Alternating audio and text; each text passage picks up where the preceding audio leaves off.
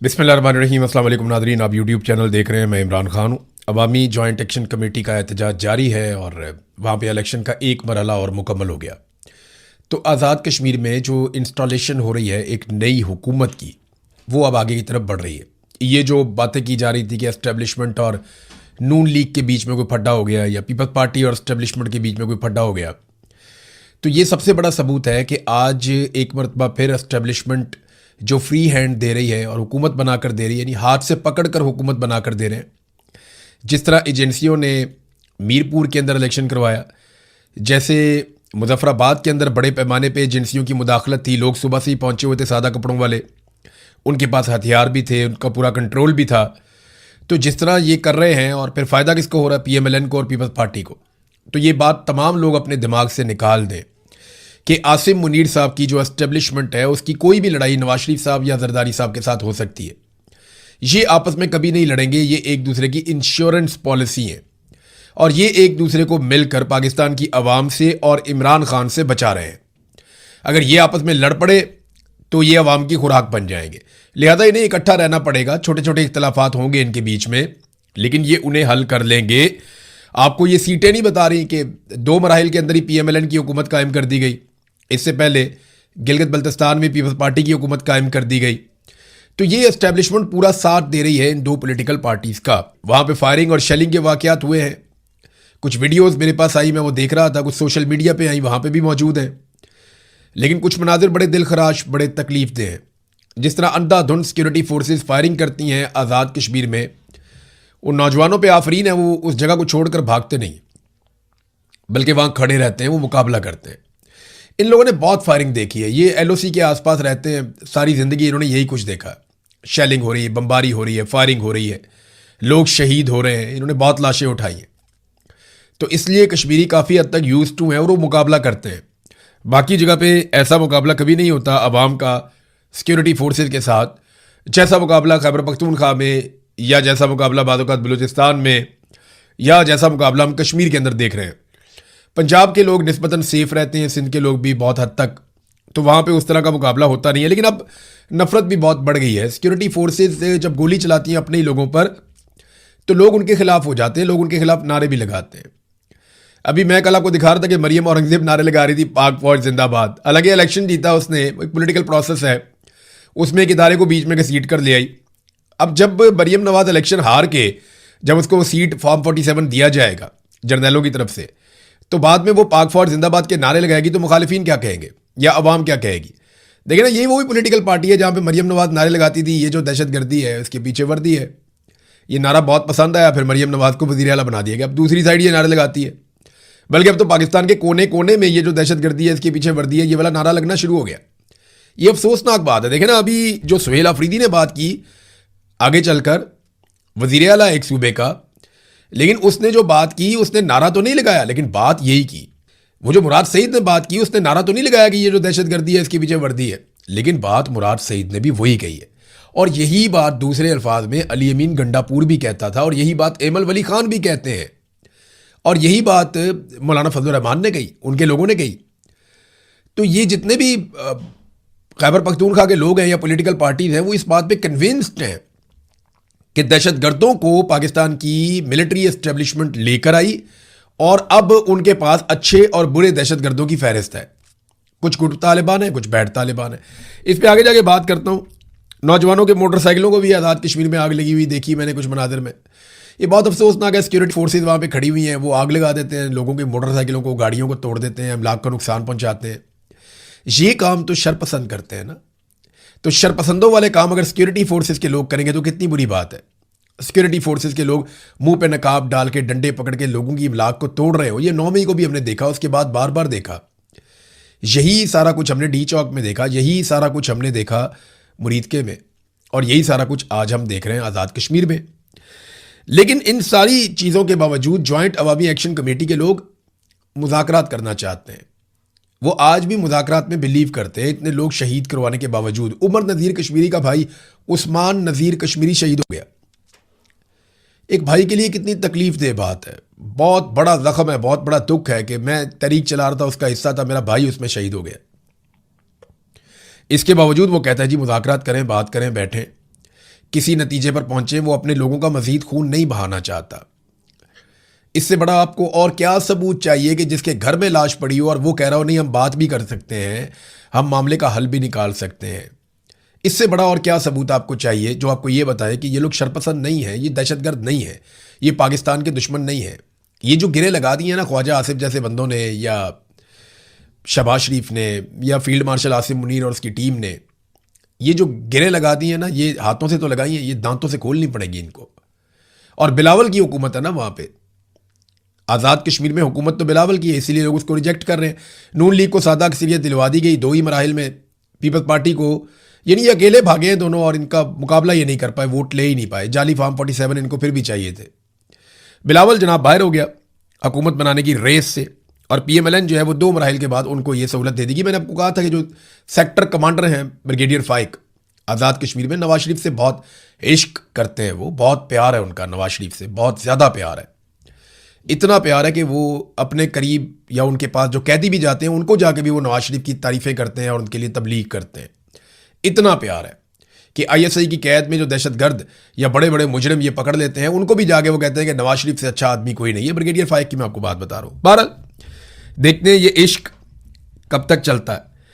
बहरहाल नाज़रीन, वो अभी भी चाहते हैं कि जनाब मुज़ाकरात हो जाए और किसी तरह मसला मुज़ाकरात के ज़रिए से हल हो। नाज़रीन, आज़ाद कश्मीर के इलेक्शन की सही कवरेज करने पर अल जज़ीरा के ऊपर बहुत तनकीद की गई है, और पाकिस्तान के ऊपर उसकी जो अल जज़ीरा इंग्लिश की वेबसाइट है वो अब प्रॉपर काम नहीं कर रही, उसको ऐसा लगता है महदूद कर दिया गया। और वजारत इत्तलात इसके लिए इसलिए रिस्पॉन्सिबल है कि उन्होंने बाकायदा एक प्रेस रिलीज जारी कर दी अल जज़ीरा की रिपोर्टिंग के खिलाफ। सवाल मेरा यह है कि आज़ाद कश्मीर में इलेक्शन हो रहे हैं, वहां पे बैनुल अक़वामी मीडिया जाता है और जाकर कवरेज करता है, तो इससे आपको क्या प्रॉब्लम है?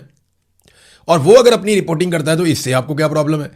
देखिए, बाइस्ड रिपोर्टिंग होती है, बाद औक़ात मीडिया करता है, वो प्लानिंग करके आता है, जैसे कि तालिबान के खिलाफ की गई अफगानिस्तान में, या अफगान गवर्नमेंट के खिलाफ भी की गई, बाद औक़ात ईरान के खिलाफ की गई, बाद औक़ात फ़लस्तीन या गाज़ा के खिलाफ की गई, बाद औक़ात डोनाल्ड ट्रंप के खिलाफ भी हुई, वो भी शिकवा करता है। तो ये होती है, बैनुल अक़वामी सतह पे ये गेम खेले जाते हैं, लेकिन ऐसे डील नहीं किया जाता इन चीज़ों को। आप ये देखें ना कि यहाँ पे वो वेबसाइट ही बंद करने की कोशिश कर रहे हैं। उसके अलावा एक और पाबंदी लगा दी जनाब कि आप लाहौर, कराची और इस्लामाबाद से बाहर जाएंगे तो आप बता के जाएंगे। अब जो जर्नलिस्ट काम करते हैं बैनुल अक़वामी मीडिया के साथ, वो सारे पाकिस्तानी लोग हैं, ज़्यादातर लोग पाकिस्तानी हैं। ऐसा नहीं है कि गोरे यहाँ पे आए हुए, वो अपना बंदा नहीं भेजते पाकिस्तान में, हालात बहुत ख़राब हैं। उन्हें पता है हमारा बंदा आइडेंटिफाई हो जाएगा, कोई उठा लेगा, मार देगा। तो पाकिस्तानी वहाँ पे काम कर रहे हैं बैनुल अक़वामी मीडिया चेन्स के लिए, अब उनके ऊपर भी नई तरह की पाबंदियाँ लगाई जा रही हैं।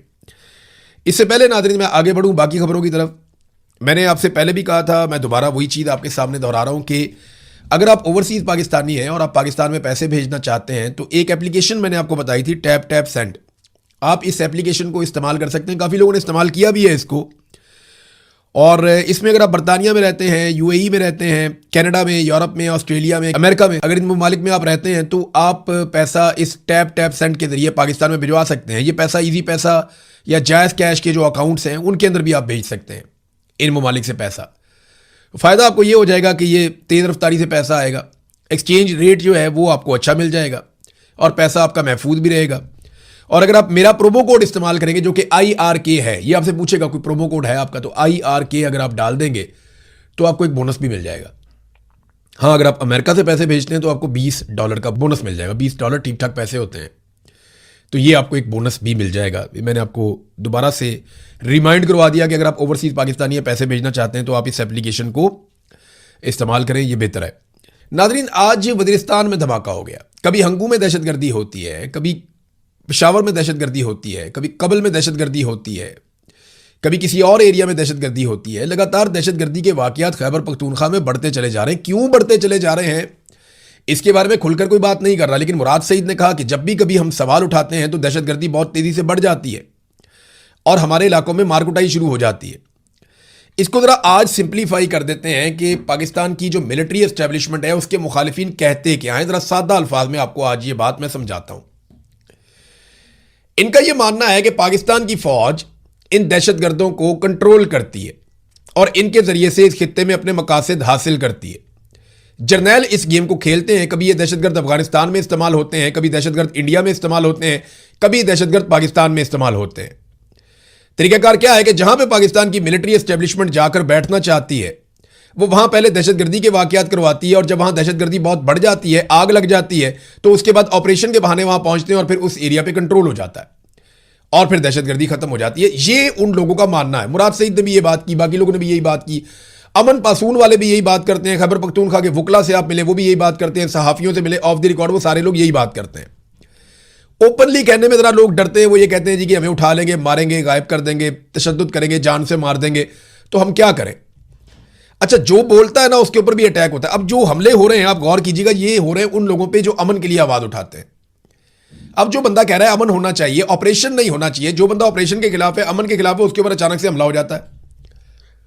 जो ये कहता है कि मैं मिलिट्री ऑपरेशन नहीं करवाना चाहता, उसके ऊपर भी हमला हो जाता है। तो तालिबान अगर फौज से लड़ रहे हैं तो उनको तो फौज का ऑपरेशन सूट ही नहीं करता, तो फिर वो ऐसे लोगों पे अटैक क्यों करते हैं जो लोग ये कह रहे हैं कि जनाब ऑपरेशन नहीं होना चाहिए, और लगातार पुलिस को निशाना बनाया जा रहा है। तो जैसे जैसे 5 अगस्त करीब आ रही है, आप गौर कीजिए, पिछले चंद दिनों में दहशतगर्दी के वाकयात एक्सेलरेट हुए हैं।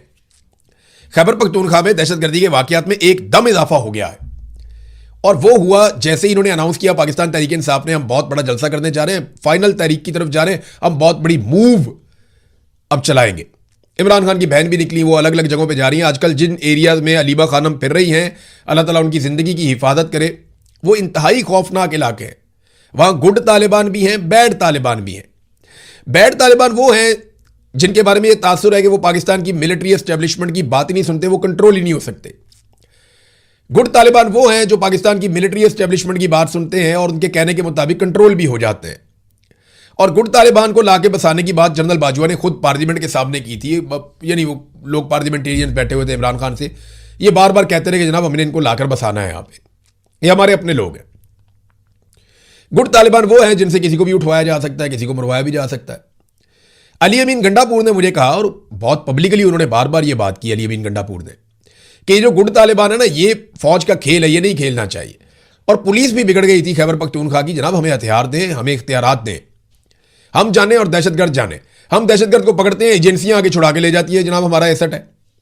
यानी एक बंदे को पकड़ा बम के साथ, बंदूक के साथ, दहशतगर्दी वो कर रहा था, वो जुल्म कर रहा था, उसको पकड़ लिया पुलिस ने, बड़ी मेहनत के साथ पुलिस पकड़ती है, वो एजेंसियां आगे छुड़वा के ले जाती है, हमारा आदमी है। तो गुड तालिबान ये है। बैड तालिबान वो है जो फौज की बात भी नहीं सुनता, फौज पे भी अटैक करते हैं। तो दोनों तरह के तालिबान मौजूद हैं, गुड तालिबान, बैड तालिबान। अब सुहेल अफरीदी ने कहा क्या, जरा ये आप सुने। उन्होंने कहा जी मैं पॉलिसी साजों को कहता हूं कि आप अपनी पॉलिसी के असरात का अंदाजा आपको नहीं होता। बंद कमरों में कोई पॉलिसी खैबर पख्तूनख्वा में नहीं चलेगी। आप अपने बच्चों के बारे में सोचें कि तीरा के बच्चे सर्दी के अंदर कैंपों में पड़े हुए हैं, आपके बच्चे वहां पे रह सकते हैं, आप रह सकते हैं, तो आपने हमें बहुत तकलीफ दी है। पॉलिसी वही चलेगी जो खैबर पख्तूनख्वा की अवामी हुकूमत बनाएगी। मैं आपको पॉलिसी के साथ गारंटी देता हूं कि अगर 100 दिन के अंदर खैबर पख्तूनख्वा में अमन आ जाएगा, अगर आप मेरी पॉलिसी चलने दें। ये बात की सुहेल अफरीदी ने कि डंडे की पॉलिसी खाली नहीं चलेगी, ये गुड तालिबान बैड तालिबान वाला खेल नहीं चलेगा। आप हमें मौका दें, मुझे मेरी पॉलिसी इंप्लीमेंट करने दें, मुदाखलत ना करें, 100 दिन के अंदर खैबर पख्तूनख्वा में अमन आ जाएगा। फिर उन्होंने कहा मुसलसल इन लोगों को छोड़ा जा रहा है। इसके दो मतलब हैं, एक तो इनको छोड़ दिया खुला कि जो मर्जी करें, दूसरा यह है कि इनको बाकायदा भिजवाया जा रहा है कि ये कार्रवाइयां डालो, जानबूझकर छोड़ा जा रहा है। स्वात में जो हुआ, बुनेर में कुछ होने जा रहा है, हंगू में वाकया किसकी गफलत की वजह से हुआ, दीर का वाकया हुआ, पुलिस इनको बुला रही थी सिक्योरिटी फोर्सेस को कि आओ आके हमारी मदद करो उस वक्त, लेकिन कोई नहीं आया, वो नहीं आए। यही बात तो हुई वहां पे बलूचिस्तान में भी कि जब पुलिस के ऊपर अटैक आया, पुलिस को मदद चाहिए थी, पीछे से उन्होंने फौज को बुलाया, फौज आई नहीं। वो बहुत करीब थे लेकिन वो नहीं आए, सारी रात वो लड़ते रहे, सारे शहीद हो गए, बाकियों को उठा के ले गए, पहाड़ों पर मार के लाशें फेंक दी, फौज नहीं आई। यही बात जो है वो यहां पे भी कह रहे हैं। वजीर आला कह रहा है एक सूबे का अमन के लिए किसी पॉलिसी से बगावत करनी पड़ी तो मैं करूंगा। फिर उन्होंने कहा जी मेरी अपनी पॉलिसी है, मैं वो पॉलिसी आपको बता रहा हूं, उसके मुताबिक आप चीजों को ठीक होने दें। मुराद सईद ने भी यही बात की थी कि जो लोग अमन की बात करते हैं उनके ऊपर हमले शुरू हो जाते हैं, ऐसा क्यों होता है। नाजरीन, एक लड़ाई और भी चल रही थी, आपको याद होगा, मोहसिन नकवी, उनकी कंपनी PMLN, पीपल्स पार्टी, कोई, मैंने आपको पहले भी बताया कि ऐसी कोई लड़ाई नहीं है। नवाज शरीफ ने अपनी पार्टी को ये कहा है कि मोहसिन नकवी के सामने किसी ने किसी किस्म की बदतमीजी नहीं करनी। यानी शहबाज शरीफ की मोहसिन नकवी से एक मुलाकात भी हो गई है, और नवाज शरीफ ने जो मुशावरत की है अपनी पार्टी के करीबी तरीन लोगों से, उन्होंने अपने रहनुमाओं को यह पैगाम दिया कि मोहसिन नकवी से कोई बदतमीजी नहीं करेगा, हम इस वक्त ये लड़ाई नहीं ले सकते। यानी नवाज शरीफ ने एक मरतबा फिर सरेंडर कर दिया जैसे वो हमेशा करते आए। इसको ना सबसे अच्छा एलेबोरेट किया है हम्माद अजहर साहब ने। हम्माद अजहर साहब ने बड़ी ज़बरदस्त बात लिखी है, पीटीआई से उनका ताल्लुक है। वो ये कहते हैं कि ज़राए के मुताबिक नून लीग में नज़रियाती एतबार से दो मुख्तलिफ आरा पाई जाती हैं, यानी नून लीग दो हिस्सों में डिवाइड हो गई। ये जो लड़ाई चल रही है इस हवाले से, एक ग्रुप के मुताबिक बगैर किसी देर के एस्टेब्लिशमेंट का सज्जा पांव पकड़ लेना चाहिए, यानी सीधा पांव एस्टेब्लिशमेंट का फौरन पकड़ ले, कोई देर आपको नहीं करनी चाहिए। जबकि दूसरा ग्रुप इससे इख्तलाफ करता है और वो कहते हैं कि नून लीग के पास हकीकत में कोई हमायत नहीं है, लिहाजा सीधा पांव तो फौरन पकड़ लो, ये तो है पहला ग्रुप। जबकि दूसरी राय ये है कि खब्बा पांव पकड़ना चाहिए क्योंकि वो ज्यादा करीब है। ये जनाब हम्माद अजहर साहब ने कहा कि हम उल्टे हाथ पे खड़े हैं तो लेट हो जाएगा, सीधा पांव नहीं पकड़ता, उल्टा पांव पकड़ लो एस्टेब्लिशमेंट का, जल्दी जल्दी बस एस्टेब्लिशमेंट के पांव में गिर जाओ। यही बात नवाज शरीफ ने अमली तौर पर साबित भी की। उन्होंने कहा जी मोहसिन नकवी ने कोई ना छेड़े, हम कोई लड़ाई नहीं ले सकते, हमारी इस वक्त इस तरह की हैसियत नहीं है, हम लड़ाई शुरू नहीं कर सकते। तो आप देखेंगे ज्यादा ये लड़ाई नहीं होगी। हाँ, एक लड़ाई जो ख्वाजा आसिफ ने छेड़ी है अलीम खान के साथ, वो चलेगी अभी थोड़ी सी मेरे ख्याल में। आईपीपी देखे ना, एस्टेब्लिशमेंट ने एक पॉलिटिकल पार्टी बनाई, वो एक भी सीट नहीं जीती। और आईपीपी पे तनकीद करने से पहले नवाज शरीफ इतना याद रखे और ख्वाजा आसिफ भी ये बात याद रखें कि ओन चौधरी को वोट नवाज शरीफ ने दिया हुआ है और आईपीपी का नून लीग के साथ इंतखाबी इत्तेहाद हुआ था। लेकिन अभी अलीम खान साहब के परपुरजे निकल आए हैं तो उन्हें लगता है कि यार हमारे सामने ही हमारे हाथ का बच्चा परपुरजे निकालेगा और ये हमारे खिलाफ बात करेगा, ये बताएगा मुजफ्फराबाद में रोड क्यों नहीं बनी। हालांकि ये वजीर मवासलात है, इसने एक मरतबा भी, ख्वाजा आसिफ ने कहा कि ये बंदा काबीना के एक भी इजलास के अंदर इसने कभी मुतालबा नहीं किया, कभी कोई ब्रीफिंग नहीं दी, कभी कोई बात नहीं की इस सड़क के बारे में। वहां जाके इसने रोला डाल दिया ये सड़क क्यों नहीं बनी। और अगर सड़क नहीं बनी तो पिछले 2.5 साल से यही तो वजीर मवासलात है, इसी का काम है ये सड़क बनाना, हमारे खाते कैसे डाल सकता। फिर तो उन्होंने कहा जी लाहौर रावी के किनारे जो बस्तियां डूब गई थी उसके लिए भी जिम्मेदार यही आदमी है। तो ख्वाजा आसिफ धुलाई कर रहा है अलीम खान की, अलीम खान के बंदे धुलाई कर रहे हैं ख्वाजा आसिफ की कि तू जाली सीट के ऊपर है, तेरी औकात ही कोई नहीं है। और ख्वाजा आसिफ के पुराने पुराने स्टेटमेंट निकाल के डाल रहे हैं। अब आपको मैं मजे की बात बताता हूं कि अलीम खान, इतना ईगो आ जाती है ना बंदे की, पैसा हो तो ईगो भी आ जाती है और कमजोर के ऊपर तो वैसे ही बड़ा गुस्सा चढ़ता है। अभी कोई कैप्टन मेजर कोई फोन करके गालियां भी दे देगा तो इनकी ये कुसक नहीं सकते, ये एक लफ्ज नहीं बोल सकते, ये जवाब ही नहीं दे सकते।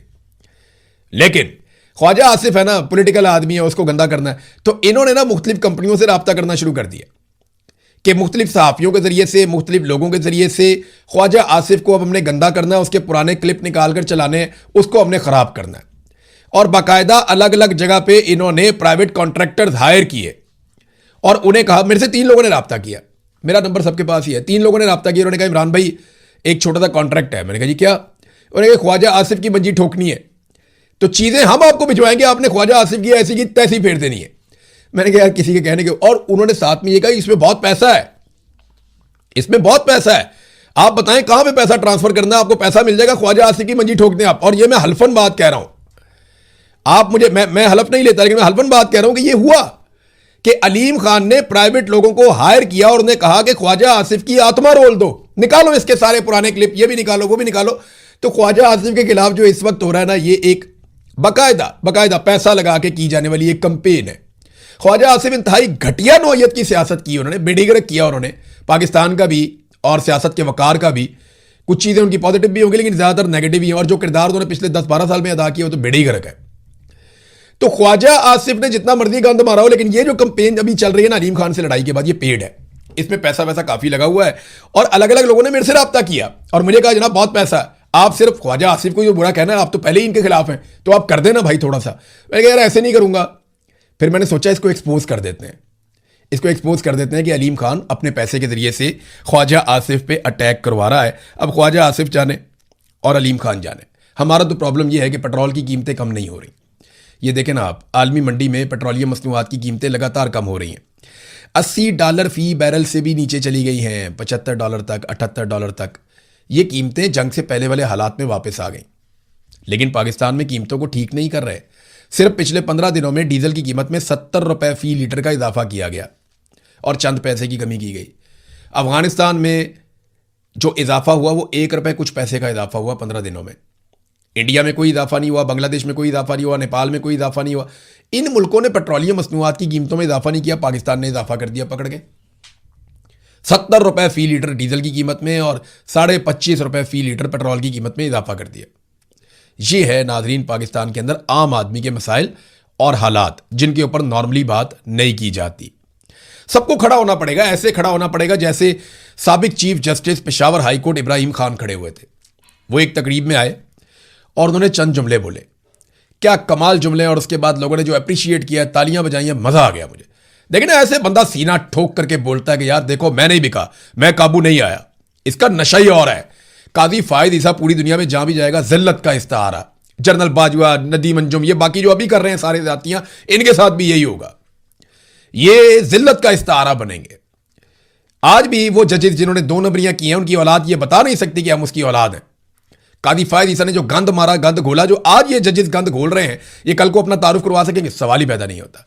देखे ना कैसा शेर का बच्चा, इसको बोलते हैं काजी मुनसिफ, जो आज भी सीना ठोक कर बोल रहा है। उसने कहा जी आपने बड़ा जबर किया, बच्चों पर किया, फैमिलीज पर किया, लेकिन अल्हम्दुलिल्लाह आपके इस भाई को पूरे पाकिस्तान में कोई नहीं खरीद सका। लोगों ने बहुत तालियां बजाई। मैं चाहता हूं आप इसको सुने, आप सुनेंगे आपको फील आएगी। ये है जस्टिस जनाब इब्राहिम खान साहब, सुनिए आप इन्हें।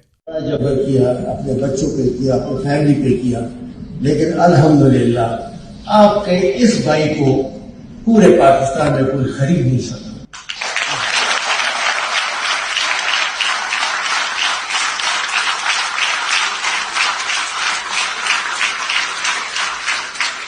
ये अभी और भी तालियां बाकी हैं।